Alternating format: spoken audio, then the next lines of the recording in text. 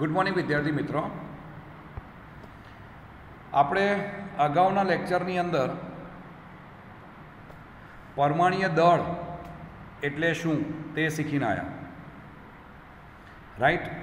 હવે કેટલાક દાખલા માટે તમારે અમુક તત્વ અને એના પરમાણ્વીય ભાર ધ્યાનમાં લેવા પડશે. જેમ કે અહીંયા મેં તમને કેટલાક તત્વનું નામ એટલે કે એની સંજ્ઞા સ્વરૂપે લખ્યું છે અને એના પરમાણ્વીય ભાર લખ્યા છે. સામાન્ય રીતે કહી શકાય કે 1 થી 20 તત્વોના જ પરમાણ્વીય ભાર એટલે કે પરમાણ્વીય દળ તમારે યાદ રાખવાના છે. બાકી જેમ જેમ આવશે એમને આપણે યાદ રાખતા જઈશું. અમુક બીજા 3-4 તત્વો એવા છે એમના. તો જોઈએ, હાઇડ્રોજન H એનો પરમાણ્વીય ભાર 1, હિલિયમ He એનો પરમાણ્વીય ભાર 4, લિથિયમ Li એનો પરમાણ્વીય ભાર 7, કાર્બન C એનો પરમાણ્વીય ભાર 12, નાઇટ્રોજન N એનો પરમાણ્વીય ભાર 14, ઓક્સિજન O માટે 16, સોડિયમ Na માટે 23, મેગ્નેશિયમ Mg માટે 24, એલ્યુમિનિયમ Al માટે 27, ફોસ્ફરસ P 31 પરમાણ્વીય ભાર, સલ્ફર S 32 પરમાણ્વીય ભાર, ક્લોરીન Cl 35.5, પોટેશિયમ K 39 અને કેલ્શિયમ Ca 40 પરમાણ્વીય ભાર છે. આમાંથી અમુક તત્વોના પરમાણ્વીય ભાર તમે યાદ રાખજો, જેથી કરીને દાખલા સરળતાથી કરી શકો અને ઝડપથી કરી શકો. હવે ધોરણ 9ની અંદર તમને અણુભાર શોધતા શીખી ગયા છો, આણ્વીય દળ. તો અહીંયા રિવિઝન સ્વરૂપે આપેલું જ છે, તો ફરી એકવાર જોઈ લઈએ કે આણ્વીય દળ એટલે શું. તો અહીં લખ્યું છે કે આણ્વીય દળ એક અણુમાં રહેલા બધા જ તત્વોના પરમાણ્વીય દળના સરવાળા બરાબર હોય છે.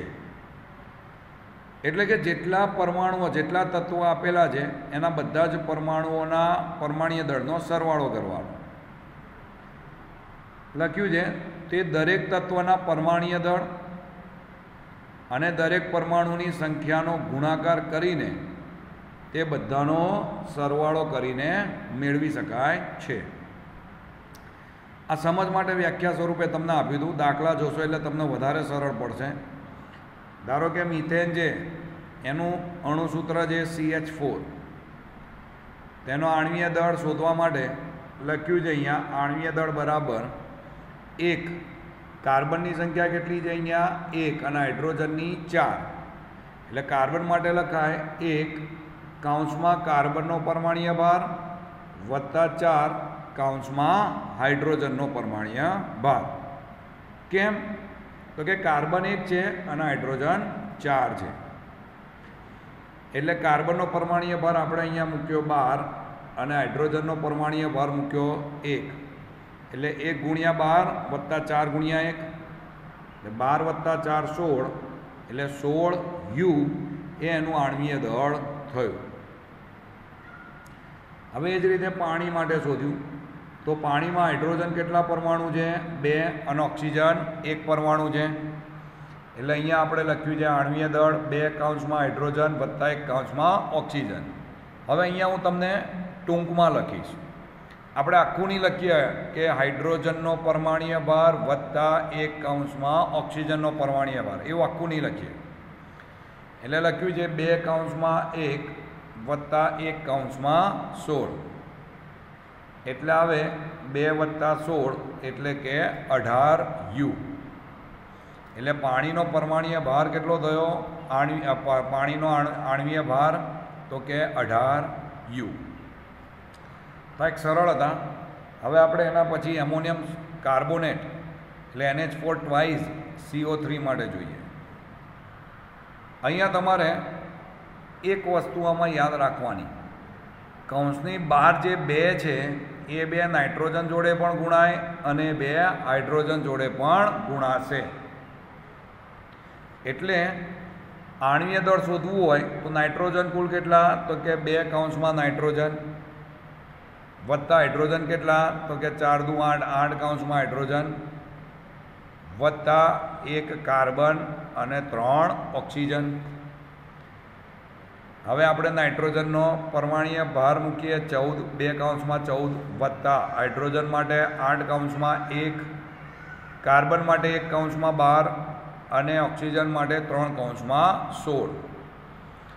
અહીંયા આપણને ગુણાકાર કર્યો 28 વત્તા 8 વત્તા 12 વત્તા 48, બધાનો સરવાળો આપણી જોડે આવ્યો 96 U. એટલે કે એમોનિયમ કાર્બોનેટનો પરમાણ્વીય ભાર 96 U બને. આવા કેટલાક દાખલા હું તમને ઘરેથી કરવા માટે પણ આપીશ, પ્રેક્ટિસ કરજો. સરળ હતું. હવે આપણે જોઈએ મોલ સંકલ્પના. મોલ સંકલ્પના વિશે એવું કહી શકાય કે વૈજ્ઞાનિકોને આનો ખ્યાલ કેમ આવ્યો? તો કે મોલ સંકલ્પના એટલે એવી વસ્તુ કે જેની અંદર, જેમ કે આપણે દાખલા તરીકે સમજીએ કે આપણે માર્કેટમાં જઈએ અને એમ કહીએ કે ભાઈ 1 ડઝન કેળા આપો. 1 ડઝન બરાબર કેટલા નંગ? તો કે 12 નંગ, આપણને ખબર છે. એ જ રીતે ઉત્તરાયણની અંદર તમે પતંગ લેવા જાઓ તો પતંગ લેવા જાઓ ત્યારે તમે એમ કહો કે ભાઈ 1 કોડી પતંગ આપો.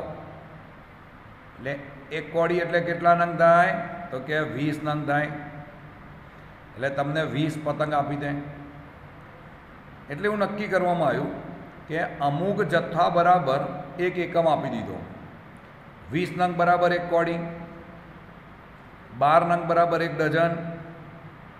એમ પરમાણુઓ માટે પણ આવો 1 એકમ આપવામાં આવ્યો.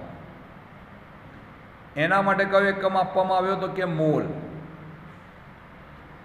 એટલે વૈજ્ઞાનિકોએ એવું નક્કી કર્યું કે 1 મોલ બરાબર 6.022 ગુણ્યા 10⁻23 એટલા પરમાણુઓ કહેવાય તો પરમાણુઓ થાય.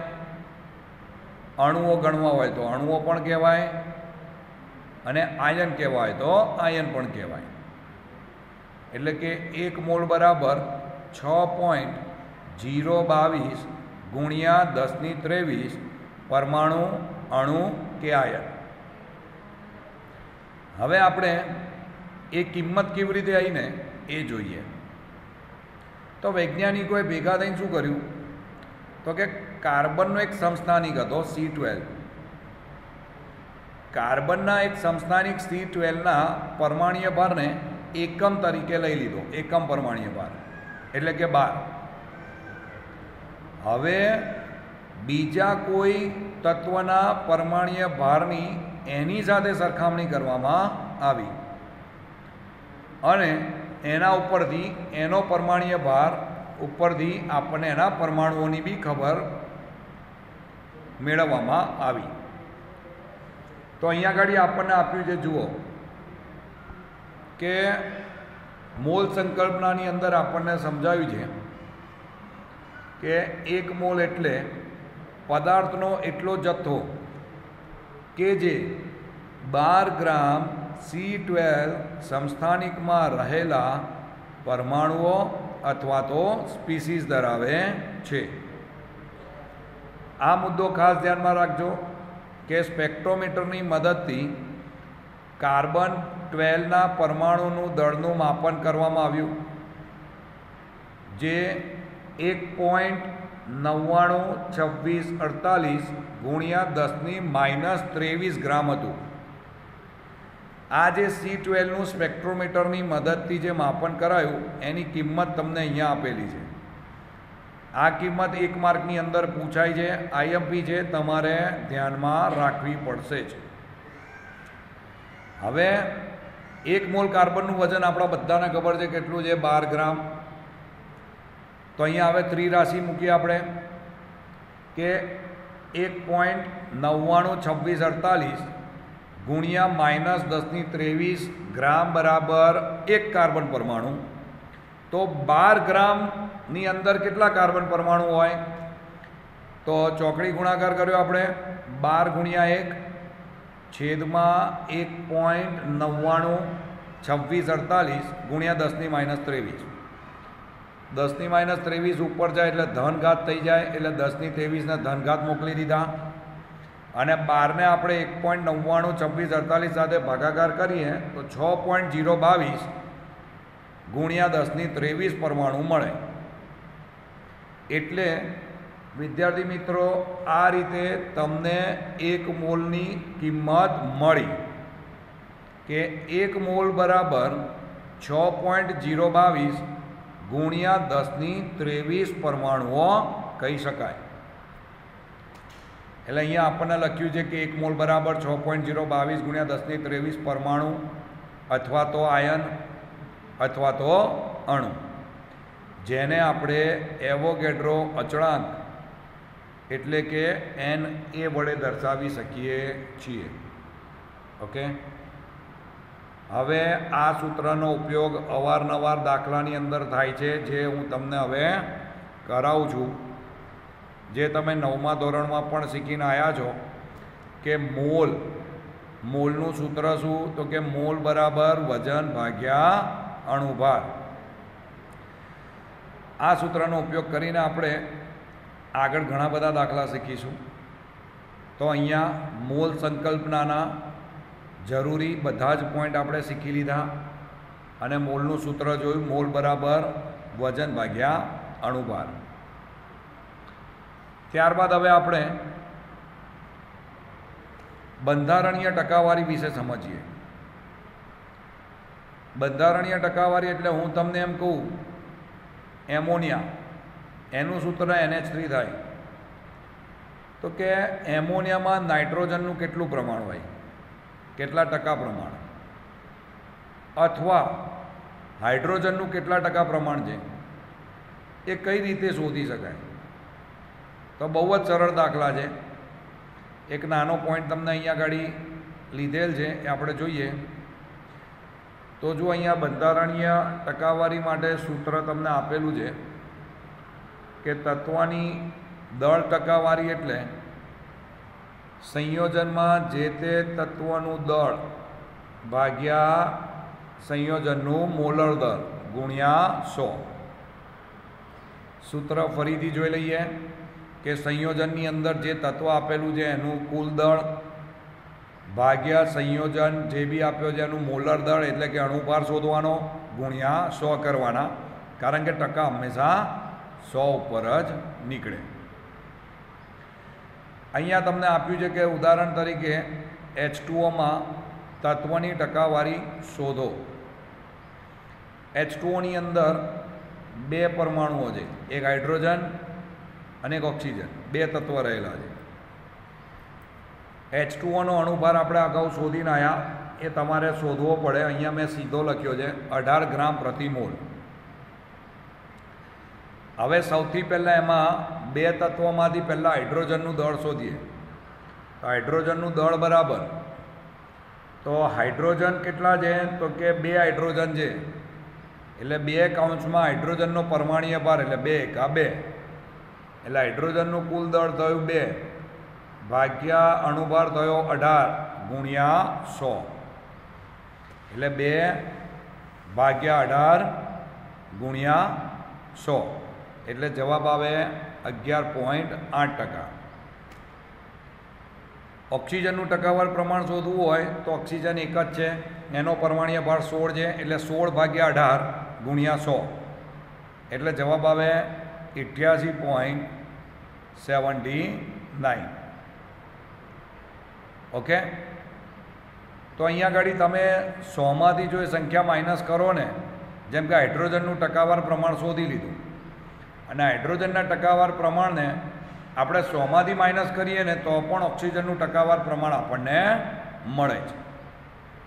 તો એ રીતે બી તમે ટકાવારી શોધી શકો. હવે એના ઉપરથી આપણે આણ્વીય સૂત્ર અને પરમાણ્વીય સૂત્ર શોધવા ઉપરનો એક દાખલો કરીએ.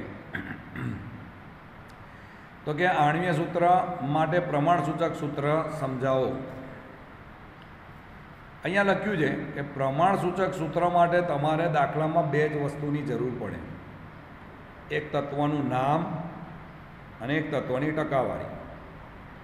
ટકાવારી મેં આગલા જ ટોપિકમાં શોધતા શીખવાડી, પરંતુ આવા દાખલામાં તમને ટકાવારી આપી દીધી હશે.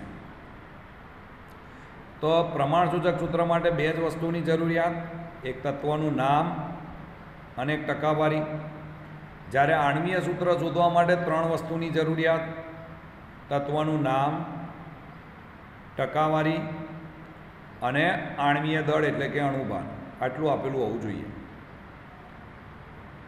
તમારા મગજમાં એક પ્રશ્ન થાય કે સર આણ્વીય દળ એટલે શું અને પ્રમાણસૂચક સૂત્ર એટલે શું? આણ્વીય સૂત્ર એટલે શું અને પ્રમાણસૂચક સૂત્ર એટલે શું? તો અહીંયા એક ઉદાહરણ તમને આપ્યું છે, જુઓ. અણુસૂત્ર મેં તમને લખ્યું છે C6H12O6. આને આપણે ગ્લુકોઝ કહેવાય, ગ્લુકોઝ. હવે આ ગ્લુકોઝના આણ્વીય સૂત્રમાં કાર્બન 6 છે, હાઇડ્રોજન 12 છે અને ઓક્સિજન 6 છે. આ બધામાં કઈ સંખ્યા કોમન નીકળે? તો કે 6 કોમન નીકળી જાય.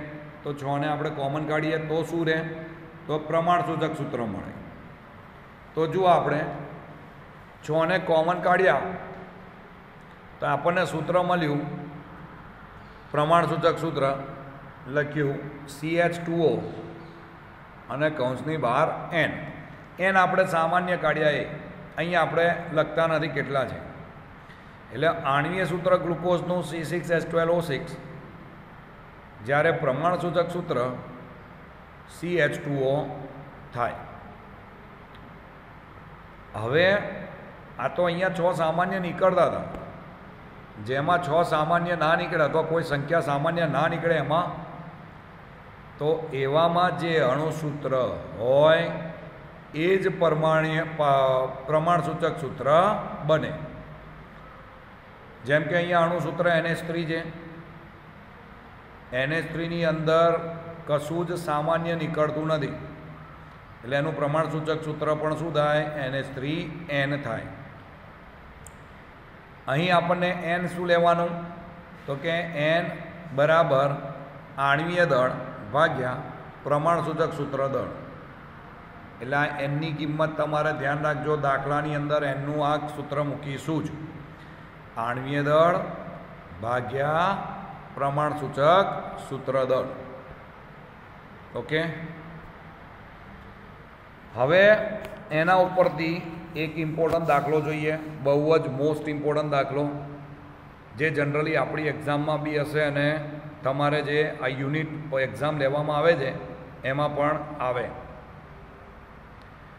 તો એની અંદર કોયડો 1.2 આપણને આપ્યો છે, લખ્યું છે એક સંયોજન 4.07% હાઇડ્રોજન, 24.47% કાર્બન અને 71.65% ક્લોરીન ધરાવે છે. તેનું મોલર દળ પણ આપેલું છે 98.96 ગ્રામ. તો પ્રમાણસૂચક સૂત્ર અને અણુસૂત્ર શોધો. તમને મેં હમણાં જણાવ્યું હતું એ જ રીતે પ્રમાણસૂચક સૂત્ર શોધવા માટે બે વસ્તુ જરૂરી છે, જે આપી દીધી છે. 4.07% એક ટકાવારી અને એક હાઇડ્રોજન, એટલે કે તત્વના નામ અને ટકાવારી. જ્યારે આણ્વીય સૂત્ર શોધવા માટે મોલર દળની જરૂર પડે એ પણ આપી દીધી છે 98.96 ગ્રામ. હવે આપણે અહીંયા દાખલો સ્ટાર્ટ કરીએ. દાખલાની અંદર સમજો, સૌથી પહેલાં તત્વનું નામ લખવું પડે સંજ્ઞાથી, H, C અને Cl. એટલે એક હાઇડ્રોજન છે, એક કાર્બન છે અને એક ક્લોરીન છે. હવે એના ટકાવાર પ્રમાણ પછી લખવા પડે. ટકાવાર પ્રમાણને આપણે વજન સમજવાનું, એટલે કે ગ્રામમાં વજન. એટલે હાઇડ્રોજનના ટકા છે 4.07, એટલે એના 4.07 ગ્રામ આવે. કાર્બન માટે 24.47 ગ્રામ લઈશું, એની ટકાવારી આપેલ છે. અને ક્લોરીન માટે 71.65 ગ્રામ લઈશું, એ ટકાવારી રકમમાં આપેલ છે. આ બે વસ્તુ તમારે લખીને હવે બધી જ વસ્તુ જાતે લખવી પડશે. કઈ રીતે? તો કે આ પહેલાં બે વસ્તુ લખવાની, પછી પરમાણુ ભાર લખવાનો. તો કે હાઇડ્રોજનનો પરમાણુ ભાર 1, કાર્બનનો પરમાણુ ભાર 12 અને ક્લોરીનનો પરમાણુ ભાર 35.5. હવે શું કરવાનું? તો કે મોલ શોધવાના વજન ભાગ્યા અણુભાર, જે હમણાં જ આપણે આ લેક્ચરમાં આગળ સૂત્ર શોધ્યું. વજન કેટલા લેવાના આ, અને અણુભાર એટલે પરમાણ્વીય ભાર લખાય એટલે આ, એટલે 4.07 ભાગ્યા 1 એટલે 4.07 જ આવે. એ જ રીતે 24.47 ભાગ્યા 12 એટલે કે 2.039 આવે. અને ત્રીજું 71.65 ભાગ્યા 35.5 એટલે 2.018 આવશે. એટલે ત્રીજું સ્ટેપ મેં શું કર્યું, ચોથું સ્ટેપ મોલ બરાબર વજન ભાગ્યા અણુભાર. હવે આ બધામાં જે સૌથી નાની સંખ્યા આપી છે, જેમ કે અહીંયા 4.07, અહીંયા આપણે 2.039, અહીંયા આપણે 2.018, એમાંથી સૌથી નાની સંખ્યા કઈ છે તો કે 2.018. એને આપણે બધા મોલ સાથે ભાગીશું. એટલે લખ્યું છે કે મોલની સંખ્યામાં સૌથી નાની સંખ્યા વડે દરેકને ભાગતા પૂર્ણ સંખ્યામાં ફેરવીશું. એટલે 4.07 ભાગ્યા 2.018 એટલે જવાબ મળે 2. પછી 2.39 ભાગ્યા 2.08 એટલે મળે 1, અને 2.018 ભાગ્યા 2.018 એટલે જવાબ મળે 1. એટલે અહીંયા મેં શું કર્યું, સૌથી નાની સંખ્યા જુઓ 2.018 ને બધા સાથે ભાગાકાર કરી દીધો. ઓકે, એટલે મને મળી પરમાણુની સંખ્યા 2, 1, 1. એટલે એના ઉપરથી હવે હું પ્રમાણસૂચક સૂત્ર બનાવીશ. તો કે પ્રમાણસૂચક સૂત્ર શું બનાવ્યું, તો કે કાર્બન 1 છે એટલે C, હાઇડ્રોજન 2 છે એટલે H2, અને ક્લોરીન 1 જ છે એટલે Cl. એટલે CH2Cl N લખવામાં આવે. ઓકે, હવે મેં તમને અગાઉ કીધું N બરાબર શું લખાય, તો કે આણ્વીય દળ ભાગ્યા પ્રમાણસૂચક સૂત્ર દળ. અહીંયા આણ્વીય દળ તમને આપ્યું છે 98.96 ગ્રામ, જે રકમની અંદર જોવા મળે છે 98.96 ગ્રામ. તો હવે તમારે શોધવાનું શું, તો કે પ્રમાણસૂચક સૂત્ર દળ. તો જોઈએ પ્રમાણસૂચક સૂત્ર દળ, આણ્વીય દળ જે રીતે શોધો છો એ જ રીતે તમારું અહીંયા આગળ પ્રમાણસૂચક સૂત્ર શું હતું, CH2Cl N હતું. તો અહીંયા લખ્યું છે કાર્બન કેટલા છે 1, હાઇડ્રોજન કેટલા છે 2, અને ક્લોરીન કેટલા છે 1. એમાં એનો પરમાણ્વીય ભાર મૂક્યો, કાર્બન 12, ક્લોરીન 5, હાઇડ્રોજન 1 અને ક્લોરીન 35.5. એ બધાનો ગુણાકાર કર્યો એટલે આપણને મળ્યું 12 + 2 + 35.5 એટલે જવાબ મળ્યો 49.5 ગ્રામ પ્રતિ સૂત્ર દળ. N બરાબર હવે આપણે જોઈએ કે આણ્વીય દળ ભાગ્યા પરમાણ્વીય દળ કરીએ. એટલે કે તમને અહીંયા આણ્વીય દળ આપી જ દીધું હતું 98.96 ભાગ્યા પરમાણ્વીય દળ એટલે 49.5 એના કર્યા એટલે N બરાબર કેટલા મળ્યા 2. એટલે અહીંયા અણુસૂત્ર આપણે કેટલા થાય, તો કે 2 ગુણ્યા CH2Cl.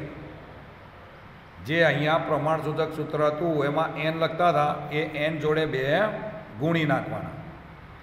એટલે 2 કૌંસમાં CH2Cl એટલે 2 કાર્બન સાથે બી ગુણાય એટલે C2, 2 હાઇડ્રોજન સાથે બી ગુણાય એટલે હાઇડ્રોજન 4 થયા, અને 2 ક્લોરીન સાથે ગુણાય એટલે Cl2. એટલે અણુસૂત્ર મળ્યું C2H4Cl2. તો અહીંયા ગાડી આ દાખલો પૂરો થયો. IMP દાખલો છે, એકવારમાં નહીં જ આવડે, એટલે ધ્યાન રાખીને 2-3 વાર કરશો તો સરળ થઈ જશે. હવે આપણે એના પછીનો ટોપિક જોઈએ, તત્વયોગમિતીય ગણતરીઓ. તો કે તત્વયોગમિતિ એટલે શું, તો યાદ રાખવાનું તત્વયોગમિતીય એ રાસાયણિક પ્રક્રિયામાં સમાવિષ્ટ પ્રક્રિયકો અને નિપજોના દળની ગણતરી સાથે સંકળાયેલ છે. એટલે કે કોઈપણ રાસાયણિક પ્રક્રિયામાં નિપજોના કેટલા મોલ, પ્રક્રિયકોના કેટલા મોલ સાથે સંકળાયેલા છે, અથવા તો કેટલા મોલ પ્રક્રિયકો વચ્ચે પ્રક્રિયા થઈને કેટલા મોલ નિપજ મળે છે એને કહેવાય અથવા તો કેટલું દળ પ્રક્રિયકોનું એકબીજા સાથે સંયોજાઈને કેટલા દળના નિપજો ઉત્પન્ન કરે છે એ સંખ્યા કહી શકાય. ઇન શોર્ટ, તત્વયુગમિતીય ગણતરીઓ એટલે પ્રક્રિયામાં ભાગ લીધેલા પ્રક્રિયકો અને નિપજોના મોલની સંખ્યા. અહીંયા બીજું એક નોંધ સ્વરૂપે તમને આપ્યું છે એસટીપી. એસટીપી એટલે સ્ટાન્ડર્ડ ટેમ્પરેચર એન્ડ પ્રેશર, એને એસટીપી કહેવાય. તો કે એસટીપી એ કોઈ પણ સંયોજનનું કદ હંમેશા 22.4 લીટર જ લેવાનું. તમને કેટલીક ટેક્સ્ટબુકની અંદર 22.7 લીટર પણ લીધું હશે, પણ એ તમે કોઈ પણ લો, પણ જનરલી 22.4 લીટર આપણે લેતા હોઈએ છીએ. હવે તત્વયુગમિતિને તમારે વધુ સરળતા ખાતર સમજવા માટે અહીંયા એક સમીકરણ તમને આપ્યું છે. કયું સમીકરણ? તો કે CH4 વત્તા 2O2 ઇટ ગીવ CO2 વત્તા 2H2, એટલે કે મિથેનનું દહન આપ્યું છે. મિથેનનું દહન એટલે મિથેનની ઓક્સિજન સાથેની પ્રક્રિયાથી કાર્બન ડાયોક્સાઇડ અને પાણી ઉત્પન્ન થાય. ફરીથી અહીંયા મેં તમને રાસાયણિક સૂત્ર સંતુલિત અવસ્થામાં જ મૂક્યું છે, રાસાયણિક સમીકરણ, રાઈટ? તો ફરીથી જોઈએ, સમીકરણ આપ્યું છે CH4 plus 2O2 it gives CO2 plus 2H2O. હવે જોજો, CH4ના મોલ કેટલા? 1 મોલ. ઓક્સિજનની આગળ 2 લખ્યા છે એટલે 2 મોલ ઓક્સિજન. કાર્બન ડાયોક્સાઇડ કેટલા ઉત્પન્ન થયા? 1 મોલ. અને પાણી કેટલા મોલ ઉત્પન્ન થયા? 2 મોલ. તો આપણને આ મોલ મળ્યા. હવે મોલને અણુ સ્વરૂપે લખાય એટલે CH4નો 1 અણુ, ઓક્સિજનના 2 અણુ, CO2નો 1 અણુ અને H2Oના 2 અણુ. એસટીપી એ 1 મોલ બરાબર 22.4 લીટર લેવાનું. 1 મોલ બરાબર એટલે CH4ના લીટર 1 મોલ છે એટલે 22.4. ઓક્સિજન માટે 2 ગુણવા પડે, 2 ગુણ્યા 22.4 એટલે 44.8 લીટર. કાર્બન ડાયોક્સાઇડ માટે 1 મોલ છે એટલે 22.4 લીટર જ આવે. જ્યારે પાણીમાં પણ 2 ગુણવા પડે એટલે 2 ગુણ્યા 22.4 એટલે 44.8 લીટર થાય. હવે આપણે અણુભારની વાત કરીએ. 1 મોલ બરાબર એનો અણુભાર જ થાય કે પરમાણ્વીય અણુભાર કહી શકાય. એટલે CH4નો અણુભાર 16 ગ્રામ. ઓક્સિજન માટે 2 ગુણ્યા 32 એટલે કુલ 64 ગ્રામ થયું. કાર્બન ડાયોક્સાઇડનો અણુભાર શોધશો તો 44 ગ્રામ આવશે. પાણીના 1 અણુ માટે અણુભાર આવે 18, પણ અહીંયા 2 છે એટલે 2 ગુણ્યા 18 એટલે 36. હવે પરમાણુની સંખ્યા શોધવી હોય તો મોલને કોની જોડે ગુણવાના? તો કે એવોગેડ્રો અચળાંક સાથે. 1 મોલ છે એટલે 6.022 ગુણ્યા 1023. 2 મોલ હોય તો 2 ગુણ્યા 6.022 ગુણ્યા 1023 પરમાણુ. ફરીથી 1 મોલ CO2 છે તો 1 ગુણ્યા 6.022 ગુણ્યા 1023. અને 2 મોલ પાણી છે એટલે 2 ગુણ્યા 6.022 ગુણ્યા 1023. એટલે એક વસ્તુ તમે અહીંયા સમજો, 1 મોલ બરાબર એનો અણુભાર બી કહેવાય, અથવા તો 6.022 ગુણ્યા 1023 જેટલા પરમાણુઓ પણ કહી શકાય, અથવા તો એના માટે આપણે 22.4 લીટર કદ બી લઈ શકીએ 1 મોલ બરાબર. તો આ બધી સંખ્યા એકબીજા સાથે સંકલિત થયેલી છે. તો તત્વયુગમિતિ ગણતરી માટે આટલું તમે ધ્યાનમાં રાખજો. નેક્સ્ટ લેક્ચરની અંદર આપણે કોયડો સમજીશું. અને આ તત્વયુગમિતિ ગણતરીનું જો આ જે મેં સમીકરણ લખ્યું છે બરાબર સમજશો તો જ આગળના 2 થી 3 કોયડાઓ તમને આવડશે, જે ટેક્સ્ટબુકમાં ઉદાહરણ સ્વરૂપે આપેલા છે. તો આજના ટોપિકમાં જેટલું પણ કર્યું એ બધું જ આઈએમપી છે. એ નાના નાના પોઈન્ટ ધ્યાનમાં રાખજો. મોલનું સૂત્ર, વજન ભાગ્યા અણુભાર, આણ્વીય સૂત્ર કઈ રીતે શોધાય, પ્રમાણસૂચક સૂત્ર અને આણ્વીય સૂત્ર શોધવાનો એક દાખલો, અને આ તત્વયુગમિતિ ગણતરી. તો આટલું બધું રેડી કરીને રાખજો.